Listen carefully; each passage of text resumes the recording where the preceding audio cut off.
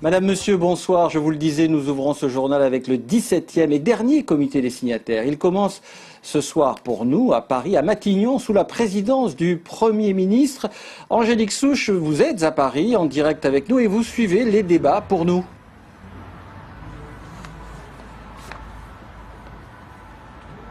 Oui, en effet, et des débats qui ont commencé depuis un petit peu plus d'1h30 maintenant, ici à l'hôtel de Cassini, vous l'avez dit, sous la présidence du Premier ministre Édouard Philippe et d'Annick Girardin, la ministre des Outre-mer. Alors, les travaux se sont ouverts sur la présentation des travaux du groupe sur le chemin de l'avenir, autrement dit la fameuse charte des valeurs calédoniennes. Ils se poursuivront ensuite sans Édouard Philippe, sans le Premier ministre, avec des dossiers plus techniques, bilan des accords de Nouméa, mais aussi bilan des groupes de travail sur le transfert de l'article 27 de la DRAF ou encore d'autres considérations pratiques concernant la consultation de sortie de l'accord de Nouméa. Édouard Philippe reviendra à 2 reprises, une première fois pour la pause déjeuner, pour déjeuner donc avec les élus calédoniens, et puis à 18h, aux alentours de 18h, pour cette fois s'attaquer au principal sujet de ce comité des signataires, à savoir le libellé de la question. Et là, comme il a pu le faire l'année dernière par rapport au dossier du corps électoral, Édouard Philippe devrait se donner le temps de trouver, ou en tout cas de chercher toutes les voies pour trouver un éventuel accord sur cette question de la question.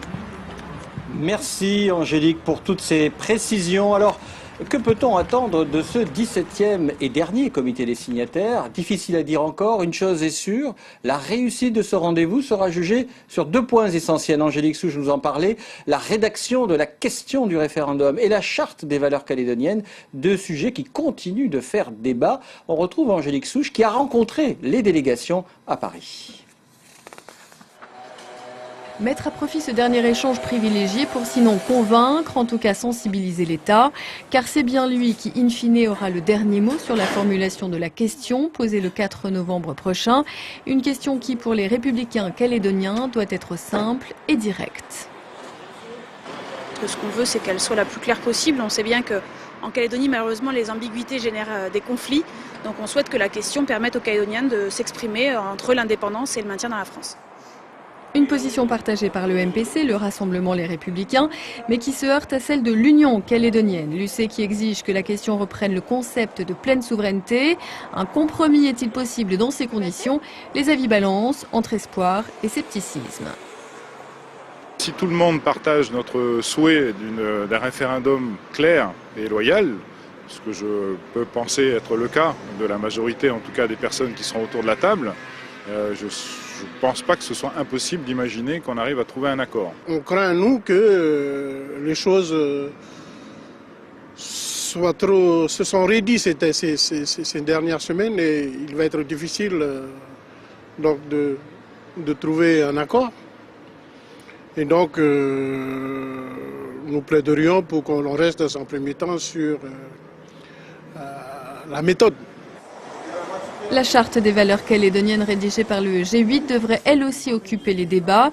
Nulle et non avenue pour les républicains calédoniens, elle offre au contraire pour ses rédacteurs un outil précieux de maintien du dialogue. Il est essentiel par rapport à cette volonté partagée par tous les Calédoniens de continuer à vivre ensemble, de tracer des perspectives qui nous rassemblent et pas de nous limiter à ce qui nous oppose. Et cette charte de valeurs est l'un de ces instruments. Donc oui, nous défendrons cette charte des valeurs, oui, nous souhaitons qu'elle soit soumise à la consultation des Calédoniens, et oui, nous souhaitons, au-delà de la charte des valeurs, poursuivre le dialogue pour tracer d'autres convergences pour l'après-référendum. C'est qu'est-ce qu'on en fait de ce document? Parce que d'ici la consultation, ce document n'a pas sa place. Donc c'est après, parce que c'est la contribution à la mise en œuvre du destin commun. Donc les valeurs qui nous rassemblent. Rassemblés en dépit des divergences, c'est une nouvelle fois le défi proposé à Édouard Philippe, un comité des signataires qui, comme le précédent, pourrait se poursuivre jusque tard dans la nuit. Retour sur le Caillou avec cette réunion d'urgence ce matin des rouleurs à Tomo. 1 an après l'accident mortel d'un d'entre eux sur la mine de l'Étoile du Nord à Koumak, ils s'inquiètent pour leur camion et surtout de la surcharge de leur camion. Aujourd'hui, ils veulent se mettre aux normes. Sylvie Méhoun et Christian Favnec. Les rouleurs se disent hors la loi malgré eux. Ils roulent avec leur camion sans respecter la charge autorisée, jusqu'à 60 tonnes au lieu de 45 pour un 12 roues par exemple. Un problème qui a été soulevé l'an dernier après l'accident mortel survenu à Koumak sur le site minier de l'Étoile du Nord. La surcharge aurait été l'une des causes selon la DIMINC. Pourtant, la délibération du Congrès datant de 1989 stipule que les véhicules et les engins de chargement doivent être utilisés dans les conditions prévues par le constructeur, un texte qui n'a jamais été appliqué selon les rouleurs. Au jour d'aujourd'hui, la DIMINC n'a jamais rien fait au niveau des surcharges sur les camions, au niveau de la vitesse des camions, au niveau des répartitions de charges que l'on devait obtenir dans les camions. Un autre point qui est important, c'est qu'il y a un texte qui dit que les mineurs devaient s'équiper de balances pour permettre à l'administration de faire des contrôles périodiques. Ça n'a jamais été mis en valeur. Pourquoi? Mais parce que la DIMINC n'a rien fait. La DIMINC n'a pas mis en demeure les mineurs de mettre en place des balances. Également mis en cause par les rouleurs, les concessionnaires de véhicules accusés de vente mensongère. Dans cette affaire, les mineurs, invités aujourd'hui à l'Assemblée générale par Contract Mine, sont déterminés à aider les rouleurs pour se mettre rapidement en règle. Il y a une partie qui revient aux mineurs, c'est-à-dire de s'équiper de pesons pour savoir ce qu'on charge dans vos camions et être sûr qu'on ne dépasse pas les limites techniques de vos camions. Il y aura effectivement le contrôle de vitesse qui devra être systématisé et on est tous en train de s'équiper pour ça. Je pense que votre concessionnaire vous doit une attestation de charge technique maximum admissible. On sera donc contraint de se mettre nous-mêmes un poids limite. Donc on a défini à 25 tonnes pour les 12 roues et 18 tonnes pour les 10 roues, dans l'attente de l'obtention de ces certificats techniques. Cette régularisation pénalise fortement les rouleurs qui verront une perte de leur chiffre d'affaires. En gros, 30% de perte. Alors que le coût de la vie continue à augmenter, il faudra faire avec. Et on a acheté ces camions-là, on ne peut pas les revendre. Il y en a qui ont à peine un an. On ne pourra pas changer de camion d'ici tout. Mais tous sont conscients qu'il faut rapidement se mettre aux normes et se restructurer. 250 entreprises de roulage exerçant sur l'ensemble des sites miniers de la Calédonie sont concernées. Et précisons que la DIMINC que nous avons sollicitée sur ce reportage n'a pas répondu à notre demande. Les suites de l'accord à 51% entre la SMSP et le fondeur chinois Yangzhou Yingshan Nickel Industry, il a été signé la semaine dernière. Il prévoit l'exportation du nickel calédonien dans cette usine pyrométallurgique chinoise. Un accord qui fait réagir, comme nous l'explique Éric Dufour. L'accord signé entre la SMSP et le fondeur chinois porte sur la fourniture de 600 000 tonnes de minerai de nickel par an sur une durée de 25 années. Le minerai calédonien doit être traité dans une usine chinoise et la contrepartie est une prise de participation de 51% en faveur de la SMSP dans le capital de Yangzhou Yichuan Nickel Industry. Dans le document anonyme diffusé sur les réseaux sociaux, l'auteur qualifie l'accord sino-calédonien d'opération de communication de la SMSP qui voudrait devenir, je cite, le trader calédonien pour l'ensemble des exportations de minerais du pays. Cet objectif serait soutenu par les élus indépendantistes et ceux de Calédonie Ensemble, toujours selon le texte non signé. Notre objectif, c'est pas de vendre du minerai, notre objectif, c'est d'avoir du minerai pour le traiter dans notre usine. On ne cherche pas à commercialiser le minerai calédonien, on veut, nous, commercialiser le métal qui sort de nos usines. La NMC, Nickel Mining Company, filiale de la SMSP, peut produire les 2/3 des 600 000 tonnes annuelles prévues dans le contrat avec les Chinois. Elle fait aussi appel à la SLN et aux petits mineurs pour le complément. Cela s'appelle la démarche de solidarité, mais les besoins en minerais de la SMSP sont devenus considérables. Un motif d'inquiétude pour les autres mineurs du pays qui restent libres de vendre leurs petits minerais aux clients de leur choix selon le prix. On va créer un nouveau débouché pour le minerai calédonien. On sait que les autres mineurs ont déjà des débouchés en Chine, mais si on leur offre un autre débouché au prix de marché, ça peut être quelque chose auquel ils peuvent participer selon leur propre volonté et pouvoir développer cette usine qui aura une participation quand même majoritairement calédonienne, ce qui est important pour nous.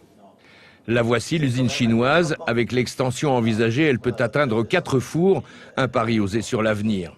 Les opposants politiques du partenaire de la province Nord s'étouffent, accusant la SMSP de vouloir mettre la main sur la majorité des mines du Nord. Au chapitre judiciaire, la cour d'assises jugeait hier une mère de 2 enfants pour avoir poignardé mortellement son concubin. Mylène Devaux a été condamnée à 10 ans de prison. Le drame s'est déroulé à Koné en novembre 2016 sur fond d'alcool et de violence conjugale. Compte rendu d'audience avec Brigitte Wap et Gaël Detcheverry. Mais qu'est-ce qui a poussé Mylène Devaux à poignarder Fabien Bertoni le dimanche 27 novembre 2016 à Koné? Est-ce son jugement qui a été altéré par sa schizophrénie ou un climat de violence conjugale? Des questions qui ont animé les débats de la cour d'assises. Pour la partie civile, même si la victime avait un réel problème d'alcool, elle n'était pas forcément physiquement violente.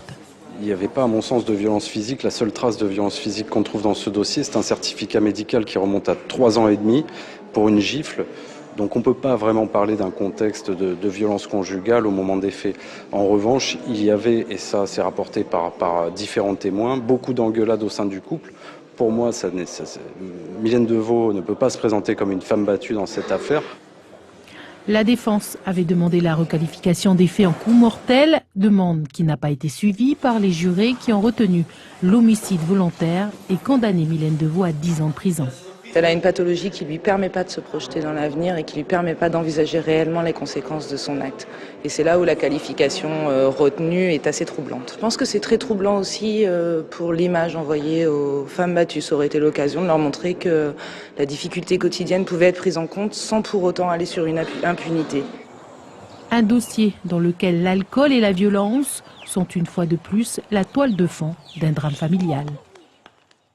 En bref, la météo et la dépression tropicale Iris, la vigilance orange, forte pluie et orage est déclenchée sur l'ensemble de la côte est de Poum à Yaté.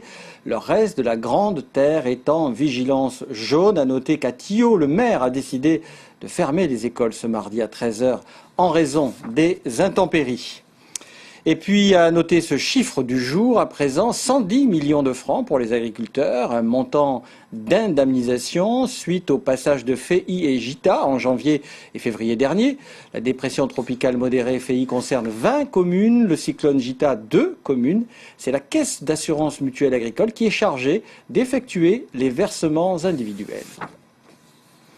Et nous restons dans le domaine agricole avec cette nouvelle invasion de papillons piqueurs. Avant d'en parler avec notre invité, sachez que depuis début mars, les agriculteurs doivent faire face à cet insecte.